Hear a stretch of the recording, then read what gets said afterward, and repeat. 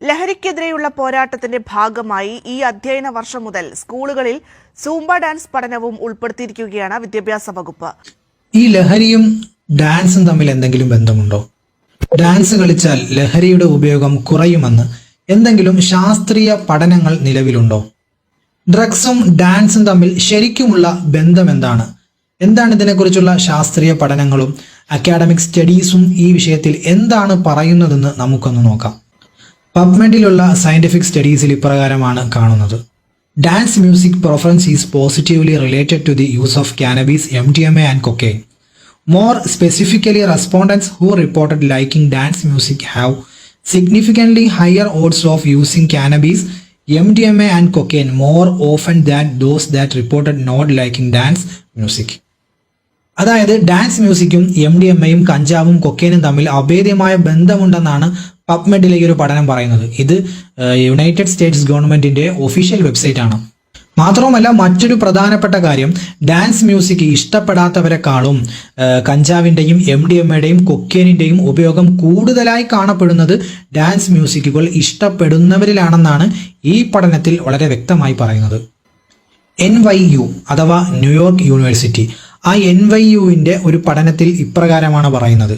NYU study finds use of illicit drugs other than marijuana is 20% higher among teen rovers.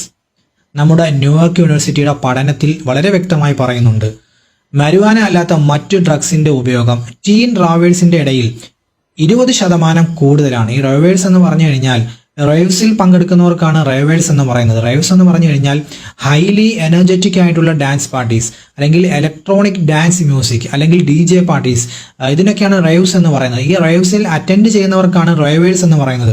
അപ്പോൾ കൗമാരക്കാരായ ഇത്തരത്തിലുള്ള പാർട്ടീസിൽ പങ്കെടുക്കുന്നവരിൽ 20% ഡ്രഗ്സിന്റെ ഉപയോഗം കൂടുതലാണെന്നാണ് NYU പറയുന്നത്.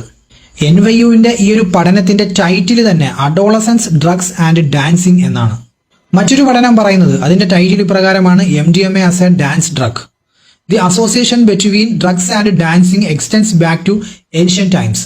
പുരാതന കാലം മുതലേ ഡ്രഗ്സും ഡാൻസും തമ്മിൽ ബന്ധമുണ്ടെന്നാണ് നമ്മുടെ ഈ ഒരു പഠനം പറയുന്നത്. മാത്രവുമല്ല, 1983 ഡാൻസ് ഡ്രഗ് എന്ന പേരിൽ നല്ല രൂപത്തിൽ MDMA പല സ്ഥലങ്ങളിലും വ്യാപകമായി ഡിസ്ട്രിബ്യൂട്ട് ചെയ്യപ്പെട്ടു എന്നും ഈ ഒരു പഠനത്തിൽ കാണാം. 1985 ഈ ഡാൻസ് ഡ്രഗ് എന്ന ലേബലിൽ യൂറോപ്പിൽ ഉൾപ്പെടെ പല സ്ഥലങ്ങളിലേക്കും ഈ MDMA ഡിസ്ട്രിബ്യൂട്ട് ചെയ്യപ്പെട്ടു, വ്യാപിക്കപ്പെട്ടു എന്നും നമുക്ക് ഈ ഒരു പഠനത്തിൽ കാണാൻ കഴിയും.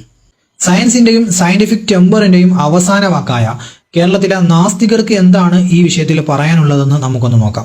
സൈക്കോമോട്ടർ റെസ്പോൺസ്, ഒരു കാര്യമില്ലാതെ ഉള്ള മസിലിന്റെ മൂവ്മെന്റ്. അതുകൊണ്ടാണ് പലപ്പോഴും DJ പാർട്ടികളിലോ അല്ലെങ്കിൽ ഇലക്ട്രോണിക് ഡാൻസ് മ്യൂസിക് ഉള്ള സ്ഥലത്തോ അല്ലെങ്കിൽ പാർട്ടി നടക്കുന്ന സ്ഥലത്തോ അങ്ങനെയുള്ള, അല്ലെങ്കിൽ ഈ ധ്യാന കേന്ദ്രം പോലത്തെ ഭയങ്കര വിഗറസ് ആയിട്ടുള്ള ആക്ടിവിറ്റി ഒക്കെ ചെയ്യുന്ന സ്ഥലത്ത് ഇത് കഴിച്ചിട്ട് പോയി നിന്ന് കഴിഞ്ഞാൽ നമ്മുടെ ആക്ടിവിറ്റി വളരെയധികം കൂടുന്നതായിട്ട് കാണാൻ പറ്റും. നമ്മൾ അതിനൊരു സിനർജസ്റ്റിക് എഫക്ട് ഉണ്ടെന്ന് പറയാം. അതായത് ഈ ഡ്രഗിനോടൊപ്പം ഈ ഡാൻസും മ്യൂസിക്കും ഒക്കെ കൂടെ ആകുമ്പോഴത്തേക്കും വല്ലാത്തൊരു ഫീൽ.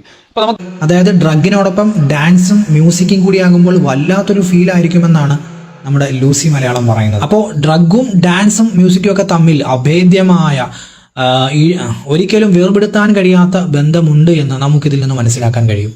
നമ്മുടെ MDMAയുടെ ഒരു വിളിപ്പേര് തന്നെ ഡാൻസ് ഡ്രഗ് എന്നാണ്, അതല്ലെങ്കിൽ പാർട്ടി ഡ്രഗ് എന്നൊക്കെയാണ് പല സ്ഥലങ്ങളിലും ഈ MDMA അറിയപ്പെടുന്നത്.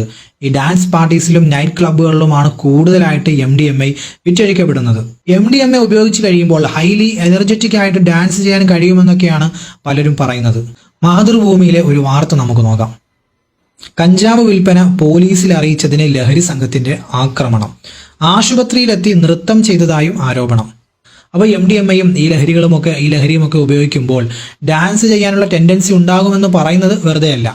ലഹരിക്കെതിരെയുള്ള സൂംബ ഡാൻസിനെതിരെ പ്രതികരിച്ച പലരെയും പ്രാകൃതരെന്നും സങ്കുചിതരെന്നും ഒക്കെ പറഞ്ഞ് പലരും സോഷ്യൽ മീഡിയയിൽ പരിഹസിക്കുന്നുണ്ട്.